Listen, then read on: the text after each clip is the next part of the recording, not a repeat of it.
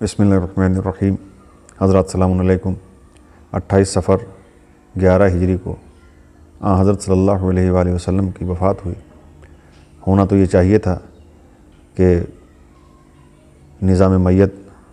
کو لوگ سنبھال لیتے، چاہنے والے، آس پاس رہنے والے ان تمام کاموں کو اپنے ذمے لے لیتے اور فریضہ تدفین و تکفین کو بحسن طریق انجام دیتے، لیکن افسوس اس کے برعکس ہوا۔ دنیا والوں نے رسول کی میت کو یوں ہی گھر میں چھوڑ دیا اور خدا رسول کے منشا کے خلاف اپنی حکومت کی بنیاد قائم کرنے کے لیے سقیفہ بنی ساعدہ چلے گئے۔ ایک بات یہاں کہہ دینا بہت ضروری ہے کہ جب یہ واقعات بیان کیے جاتے ہیں، جب اس طرح کی روایات بیان کی جاتی ہیں، تو کچھ لوگ تو سرے سے انکار کر دیتے ہیں کہ نہیں یہ بنائی ہوئی چیزیں ہیں، یہ لوگ ایسے ہی کہا کرتے ہیں، اس کی کوئی حقیقت نہیں ہے۔ جبکہ اگر کتابوں کا مطالعہ کیا جائے تو یہ مکمل اور تفصیل کے ساتھ تمام واقعات لکھے ہوئے ہیں کہ کون کون حضرت صلی اللہ علیہ وآلہ وسلم کے جنازے میں شریک نہیں ہوا اور کون شریک ہوا، کون کہاں تھا، یہ ساری باتیں لکھی ہوئی ہیں، لیکن کچھ لوگ اس پہ پردہ ڈالنے کی کوشش کرتے ہیں۔ حالانکہ جو کتابوں میں لکھا ہے وہ بالکل صاف آپ کے سامنے بیان کر دیا جائے کہ حضرت صلی اللہ علیہ وآلہ وسلم کی میت پڑی رہی، بالآخر آل محمد اور دیگر چند ماننے والوں نے اس فریضے کو ادا کیا۔ یہ واقعہ بھلانے کے قابل نہیں ہے، جو کتابوں میں لکھا ہے وہ آپ کے سامنے عرض کر رہا ہوں کہ یہ واقعہ بھلانے کے قابل نہیں ہے۔ جبکہ حضرت ابو بکر خلیفہ بن کر اور حضرت عمر خلیفہ بنا کر واپس لوٹے تو سرور کائنات کی لاش مطہر سپرد خاک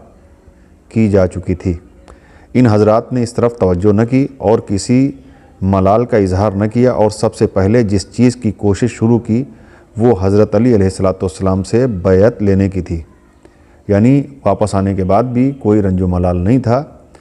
کوشش صرف اتنی تھی کہ کسی صورت سے حضرت علی علیہ السلام سے بیعت لے لی جائے، اور حضرت علی علیہ السلام کے ساتھ ساتھ کچھ اور اکابرین تھے کہ جن سے بھی بیعت لینے کی کوشش کی گئی۔ حالانکہ ان میں سب سے سر فہرست حضرت علی علیہ السلام تھے کہ حضرت علی اور آیان و اکابر صحابہ جن میں کل بنی ہاشم، زبیر، خالد بن سعید، مقداد، عمار، ابو ذر وغیرہ وغیرہ، ان سب سے بیعت لینے کی پوری کوشش کی، اور اسی بیعت لینے کی کوشش کے سلسلے میں جناب فاطمہ زہرا سلام اللہ علیہ کا دروازہ نظر آتش کیا گیا، جلایا گیا اور آپ کو بڑی اذیت پہنچائی گئی۔ اب یہ کہنا کہ یہ سب شیعوں کی من گڑھنت چیزیں ہیں تو اس کے لیے ایک کتاب کا حوالہ دے کر اور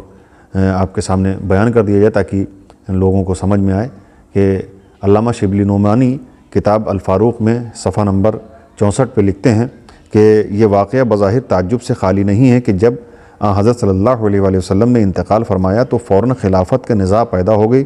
اور اس بات کا بھی انتظار نہ کیا گیا کہ پہلے رسول صلی اللہ علیہ وآلہ وسلم کی تجہیز و تکفین سے فراغت حاصل کر لی جائے۔ کس کے قیاس میں آ سکتا ہے کہ رسول اللہ انتقال فرمائیں اور جن لوگوں کو ان کے عشق و محبت کا دعویٰ ہو وہ ان کو بے گور و کفن چھوڑ کر چلے جائیں، اور اس بندوبست میں مصروف ہو کہ مسند حکومت اوروں کے قبضے میں نہ آ جائے۔ تعجب پر تعجب یہ ہے کہ یہ فعل ان لوگوں سے، بریکٹ میں لکھتے ہیں کہ حضرت ابو بکر و عمر، سرزد ہوا جو آسمان اسلام کے مہر و ماہ تسلیم کیے جاتے ہیں۔ اس فعل کی ناگواری اس وقت اور زیادہ نمایاں ہو جاتی ہے جب یہ دیکھا جاتا ہے کہ جن لوگوں کو حضرت صلی اللہ علیہ وآلہ وسلم سے فطری تعلق تھا، یعنی حضرت علی و خاندان بنی ہاشم، ان پر فطری تعلق کا پورا اثر ہوا۔ اس وجہ سے حضرت کے درد و غم اور تجہیز و تکفین سے ان باتوں کی طرف متوجہ ہونے کی فرصت نہ ملی۔ ہم اس کو تسلیم کرتے ہیں، صفحہ نمبر 65 پہ لکھتے ہیں کہ ہم اس کو تسلیم کرتے ہیں کہ کتب حدیث و سیر سے بظاہر اسی قسم کا خیال پیدا ہوتا ہے، لیکن در حقیقت ایسا نہیں ہے۔ یہ سچ ہے کہ حضرت عمر و ابو بکر وغیرہ حضرت کی تجہیز و تکفین چھوڑ کر سقیفہ بنی ساعدہ چلے گئے تھے، یہ بات وہ مانتے ہیں کہ ہاں یہ لوگ چلے گئے۔ یہ بھی سچ ہے کہ انہوں نے سقیفہ میں پہنچ کر خلافت کے باب میں انصار سے معرکہ آرائی کی اور اس طرح ان کوششوں میں مصروف رہے کہ گویا ان پر کوئی حادثہ پیش ہی نہیں آیا تھا۔ یہ بھی سچ ہے کہ انہوں نے اپنی خلافت کو نہ صرف انصار بلکہ بنو ہاشم اور حضرت علی سے بھی بزور منوانا چاہا۔ گو بنو ہاشم نے آسانی سے ان کی خلافت تسلیم نہیں کی، لیکن اس بحث میں غور طلب جو باتیں ہیں وہ یہ ہیں، اس کے بعد نیچے وہ غور طلب باتیں لکھتے ہیں، یعنی اس چیز کو بھی صحیح ثابت کرنے کی کوشش انہوں نے خوب کی ہے کہ جو ان لوگوں نے کیا ہے اس کی بڑی سخت ضرورت تھی، اور تمام طرح کی باتیں انہوں نے اس میں بتانے کی کوشش کی ہے، لیکن کم سے کم اتنا تو مانا کہ ہاں یہ لوگ وہاں پر شامل نہیں تھے، اور جب واپس آئے تب بھی انہوں نے کوئی رنج و غم کا اظہار نہیں کیا، اور واپس آنے کے بعد بھی صرف اس بات کی کوشش رہی کہ کسی صورت سے حضرت علی علیہ السلام سے بیعت لے لی جائے، اور ان کے ساتھ ساتھ اور کچھ بڑے نام ایسے تھے کہ جن سے یعنی جناب عمار اور جناب سلمان فارسی، جناب ابو ذر وغیرہ جیسے لوگوں سے بیعت کسی صورت سے لے لی جائے تاکہ ہماری حکومت کی بنیادیں مستحکم ہو جائیں۔ اب ایسا کیوں کیا گیا اس کے بارے میں بھی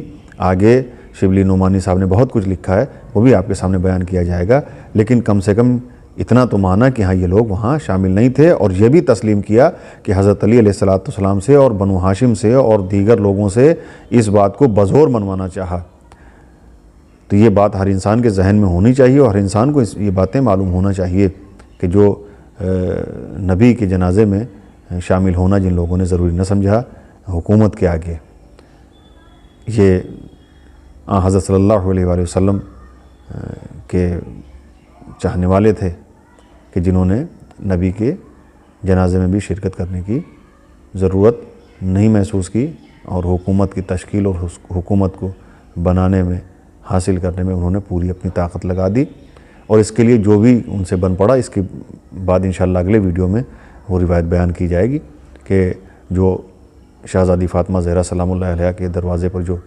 آگ جلائی گئی، ان کا دروازہ جلایا گیا اور ان کو اذیت دی گئی، یہ مکمل باتیں اور فدق کا مسئلہ بھی انشاءاللہ اگلے ویڈیوز میں ضرور آئے گا۔ آج کے لیے اتنا ہی، باقی انشاءاللہ اگلے ویڈیو میں۔ السلام علیکم، خدا حافظ۔